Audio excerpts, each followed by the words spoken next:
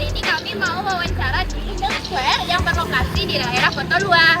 Yuk intip ke dalam.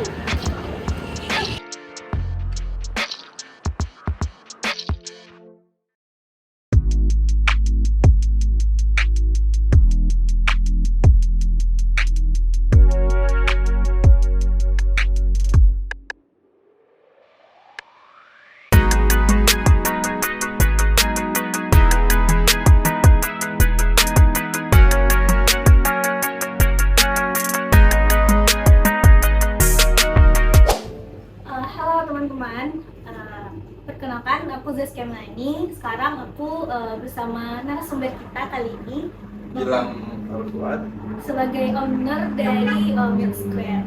Sebagai pemilik dari gerai Milk Square ini, kira-kira apa sih Bang produk unggulan dari Milk Square itu sendiri?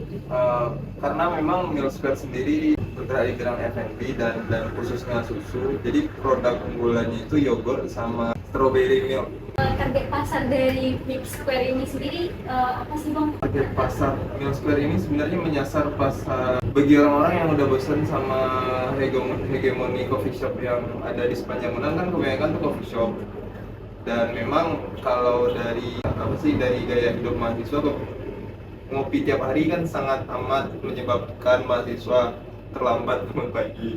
Target marketnya memang untuk orang-orang yang aware sama susu sih. Belum kan beberapa tahun kemarin itu kampanye bahwasanya susu kemasan itu bukan susu, karena emang kan biang gula yang dikampanyekan sebagai susu. Nah, jadi karena Milk Square itu berafiliasi sama peternakan di Solo, jadi ya pengen orang-orang itu aware aja sama susu. Sistematisasi promosinya gimana? Promonya Milk Square ada program Jumat Berkah. Jadi setiap Jumat itu ngasih susu di beberapa masjid, sekalian bawa stand kan, kenalin kalau misalkan ini loh susu segar pasteurisasi. Terus dari media sosial pasti. Terus sebenarnya promosi yang paling efektif dari Milk Square itu adalah potensial pelanggan-pelanggan yang telah merasakan produknya Milk Square bisa menjadi calon iklan potensial. Jadi mereka yang dari mulut ke mulut. Jadi proses pemasarannya itu atau promosinya dari mulut ke mulut konsumen. Terus untuk yang bertanggung jawab dalam promosi itu ada nggak sih Bang dari mungkin Abang sendiri atau ada? Sejauh ini masih saya yang megang. Kalau untuk alur pemesanan dari produk Milk Square sendiri itu bagaimana Bang? Bahan baku Milk Square itu di pengantaran dari peternakannya itu 2 kali dalam seminggu, hari Minggu dan hari Kamis. Dan jalur pemesanannya itu kebetulan investornya Milk Square itu salah satu orang penting di peternakan. Jadi yang ngejamin bahan bakunya ada setiap minggu itu ada orang. Saya nama Syahura Syedifa. Kalau bisa lanjut Diva, saya akan melanjutkan pertanyaan dari yang udah disampaikan sama saya tadi. Hari ini berarti ada sosial medianya kan? Apa itu namanya kalau boleh tahu? Dari Instagram Milk Square. Milk Square. Jangan lupa follow guys, Milk Square. Oke, jadi bagaimana Milk Square ini menggunakan media sosial dalam strategi pemasaran ini? Milk Square melihat media sosial itu tidak sebagai alat pemasaran yang paling vital. Emang kayak sejauh ini media sosial bagi Milk Square hanya kayak apa sih, daripada kalau orang nanya ada IG-nya ada, tapi memang ke depan pemanfaatan media sosial sebagai perpanjangan tangan dari marketing Milk Square akan dimaksimalkan. Dalam artian ada beberapa ide, misal kayak TikTok Unan, misal kayak bisa jadi hire info sumber, nah kayak gitu-gitu.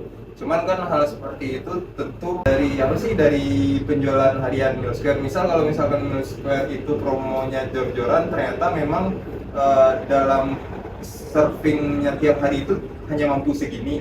Dan kayak kalau misalkan promonya jor-joran, potensial pembeli itu setiap hari itu 100 lebih orang, cuman Milk Square sendiri hanya mampu 50 kan. Nah, pertama keteteran, share to image juga.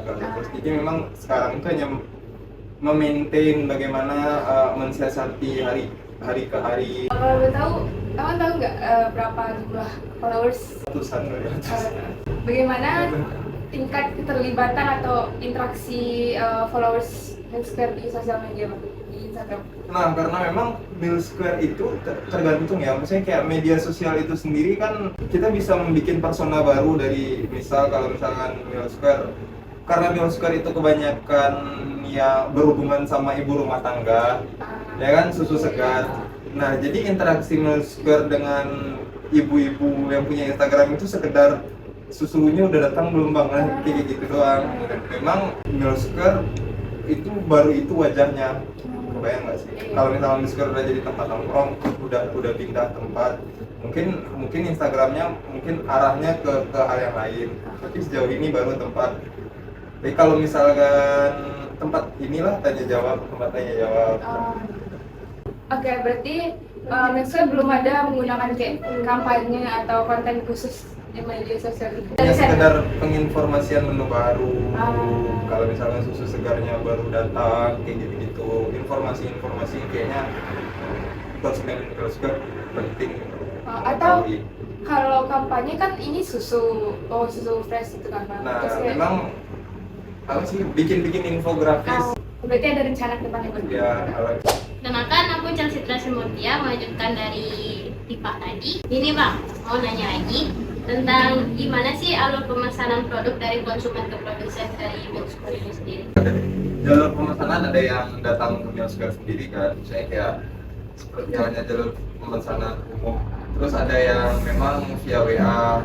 Kalau misalkan memesannya itu per liter, mungkin ngechat personal salah satu karyawan Milsquare, terus kalau Milsquare meneruskan ke peternakan. Berarti kalau di sini selain botol literan juga ada yang ngambil Ada yang lebih dari ada yang ngambil lebih dan ada yang ngambil ori.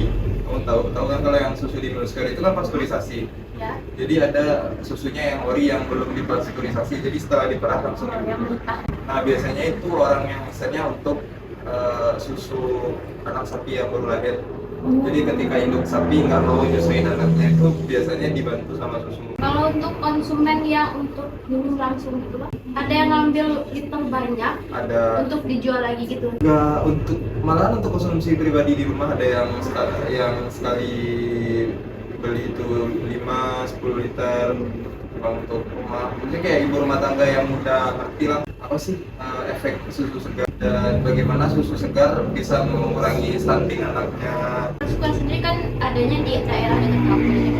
Nah, buat targetnya itu kan ada ibu rumah tangga, terus orang-orang yang rumahnya di daerah pas bawah deh bilang gitu. Itu kalau sama apa tuh promosinya gimana ya? Selain dari terus mungkin pernah share dengan grup-grup Pernah ada grup apa kayak gitu, salah satu pelanggan Milsquare kayak bapak-bapak langsung masukin WA Milsquare ke grup yang isinya bapak-bapak juga. Kayaknya itu grup bapak-bapak Askuta Padang. Jadi yang promonya di sana. Jadi dari mulut ke mulut, dari potensial advokat itu dalam pengertian konsumen Milsquare sendiri bisa menjadi media dari pengiklanan Milsquare.